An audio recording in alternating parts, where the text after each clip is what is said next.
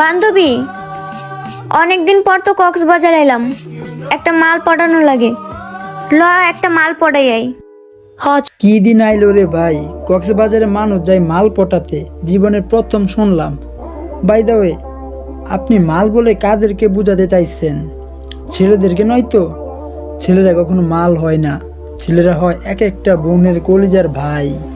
আপনারা যদি ছেলেদেরকে ভাই বলে সম্বোধন করতে না পারেন, তাহলে তাদেরকে ভাতার ভাবতে পারেন, তারপরেও ছেলেদেরকে মাল ভাবতে পারা যাবে না। এই ভিডিওতে কাদের মাল বলে বোঝানো হয়েছে তা আমরা এখন দেখব। চল।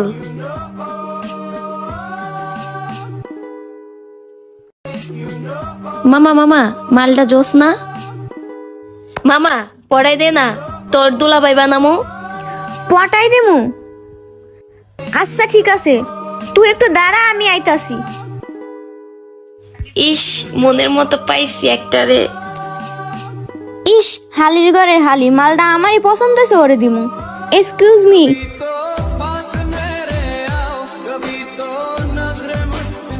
কি আপু, কি সমস্যা, কিছু বলবেন? আসলে কিছু বলতে চাইছিলাম। ওই যে আমার বান্ধবীরা দেখতেছেন না, ওই এক নাম্বারে খারাপ। ওই দেখতেও ভালো না, স্টাইলিশও না। আর আমার টাকা পয়সা গাড়ি বাড়ি সব আছে, কোনো কিছুর কমতি নাই। আসলে আমি আপনাকে একটা কথা বলতে চাইছি। একটা কথা, আমি তো এটাই শুনতে চাইছিলাম, বলো বলো বলো। আসলে আমি আপনাকে ভালোবাসি। I love you. I love you too. চলো আমার বান্ধবীর সাথে পরিচয় করাই দেই।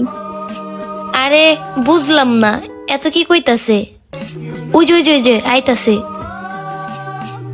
ইস, ওর মনে হয় আমারে ভাল লাগছে, এমনই প্রপোজ করব। বান্ধবী পরিচয় হ, তোর দুলাভাই। দুলাভাই মানে?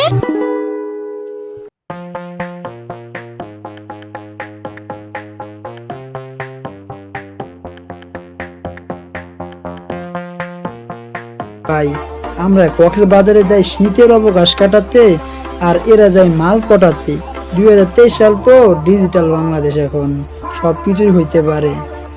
ভিডিওটা আজ এ পর্যন্তই।